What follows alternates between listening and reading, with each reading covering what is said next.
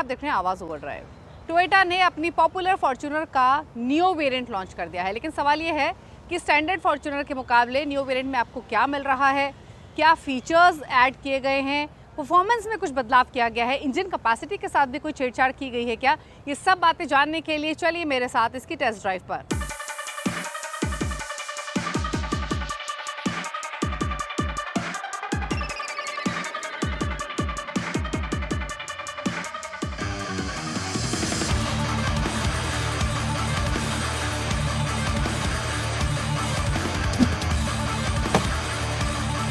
एक ऐसी गाड़ी जिसे किसी इंट्रोडक्शन की ज़रूरत नहीं है, वो है Toyota Fortuner.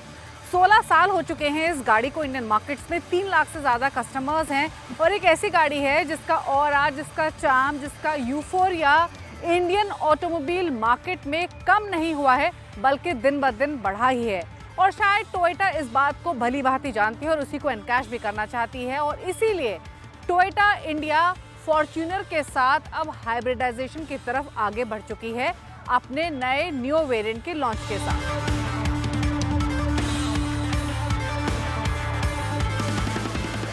World wide Toyota अपने हाइब्रिड सिस्टम के लिए जानी जाती है।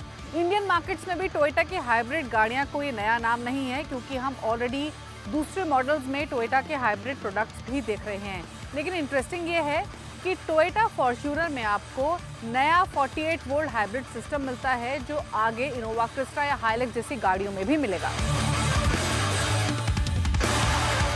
यानी कंपनी के मुताबिक ये segment first 48 volt hybrid technology है, जिससे ना सिर्फ फ्यूल एफिशिएंसी इंप्रूव होगी बल्कि ड्राइविंग डायनामिक्स में भी काफी बदलाव देखने को मिलेगा।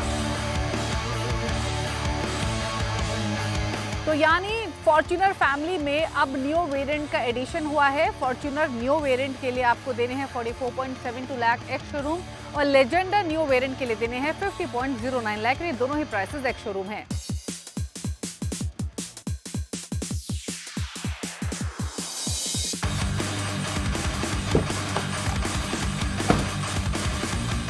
जो वेरिएंट हमारे पास है ये Toyota Legender neo drive variant है और एज़ यूजुअल जो इसके इंटीरियर्स हैं वो आपको स्टैंडर्ड लेजेंडर की तरह ही दिखाई देंगे। प्रीमियम है डेफिनेटली, स्टैंडर्ड फॉर्च्यूनर के मुकाबले पहले की ही तरह डुअल टोन इंटीरियर्स आपको मिलते हैं मरून और ब्लैक में। लेकिन सवाल ये है कि स्टैंडर्ड फॉर्च्यूनर लेजेंडर के मुकाबले लेजेंडर नियो ड्राइव में आपको क्या एक्स्ट्रा मिल रहा है। तो कुछ फीचर्स डेफिनेटली मिल रहे हैं, जैसे कि आइडल स्टार्ट स्टॉप एक नया फीचर एडिशन है फॉर्च्यूनर और फॉर्च्यूनर लेजेंडर दोनों में ही।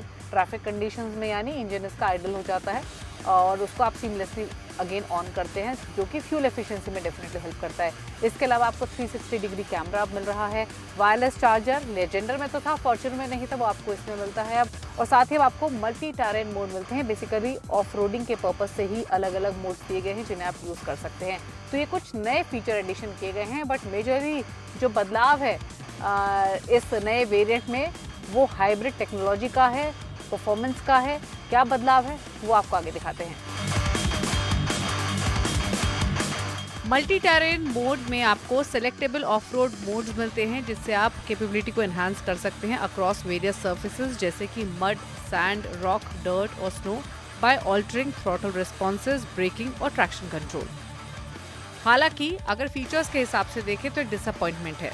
अब आपको फॉर्च्यूनर में यानी फॉर्च्यूनर लेजेंडर में वेंटिलेटेड फ्रंट सीट्स नहीं मिलती हैं, जिन्हें ड्रॉप किया गया है।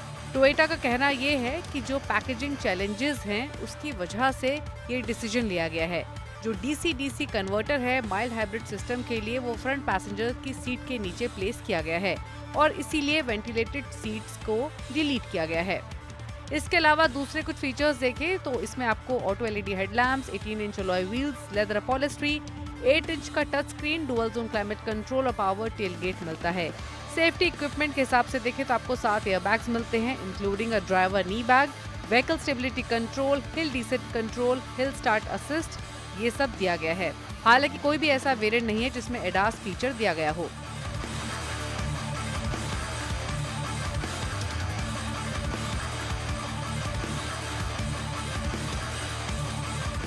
पावर परफॉर्मेंस की बात करें इस गाड़ी को चलाने से पहले तो जो स्टैंडर्ड फॉर्च्यूनर आती है वही सेम इंजन कैपेसिटी आपको इसमें मिलेगी, यानी 2.8 लीटर का 4 सिलेंडर टर्बो डीजल इंजन।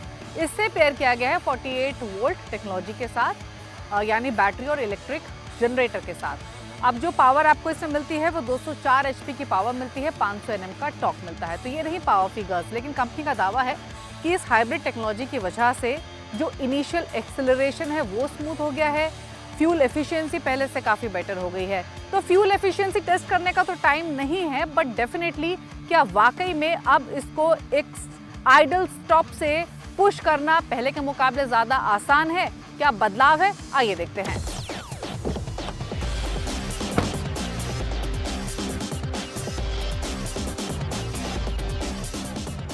अब बात करते हैं इस नए माइल्ड हाइब्रिड सिस्टम की, जिसमें आपको 15 किलोवाट का बेल्ट इंटीग्रेटेड स्टार्टर जनरेटर मिलता है, एक डीसी-डीसी कन्वर्टर और एक सेकेंडरी लिथियम आयन बैटरी मिलती है। इसका की फंक्शन है कि ऑटो इंजन स्टार्ट स्टॉप में हेल्प करता है, टॉर्क असिस्ट अंडर लोड करता है और ब्रेक एनर्जी रीजनरेशन में मदद करता है। यानी स्टार्ट करने पर जो इंजन है वो पहले के मुकाबले स्मूदर है, क्वाइटर है, इनिशियल थ्रॉटल रिस्पॉन्स ज्यादा रिफाइंड है। हालांकि आप जैसे ही एक्सेलरेट ज्यादा करते हैं, मिड और हायर रेव्स में जाते हैं, तो वो डीजल ग्रम्बल सेंस आपको क्लियरली महसूस होगा। ऑल्दो परफॉर्मेंस वाइज फॉर्च्यूनर अभी भी स्ट्रॉन्ग ही है। हाइब्रिड हार्डवेयर ऐड किया गया है जिसकी पोजीशनिंग सीट के नीचे है, उसके बावजूद भी Fortuner impressive 700 millimetre water waiting capacity से लोडेड है। टोयोटा ने ऑफिशियली डिस्क्लोज नहीं किया है कि इसकी फ्यूल इकोनॉमी फिगर्स क्या होंगी, लेकिन कंपनी का कहना है कि माइल्ड हाइब्रिड सिस्टम के साथ आपको फुल 80 लीटर के टैंक पे 43 किलोमीटर्स की एक्स्ट्रा ड्राइव मिलेगी।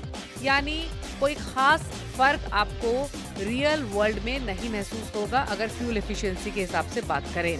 ऑल्दो अगर कुछ और परफॉर्मेंस वाइज एस्पेक्ट्स देखें तो फॉर्च्यूनर का सस्पेंशन सेटअप पहले की तरह रग्ड है, बैड रोड्स पर काफ़ी अच्छी परफॉर्मेंस इसकी है, रफ टेरेन को इजीली हैंडल करता है। हालांकि ये सब टफनेस आपको कंफर्ट के कॉस्ट पर मिलती है पहले की ही तरह।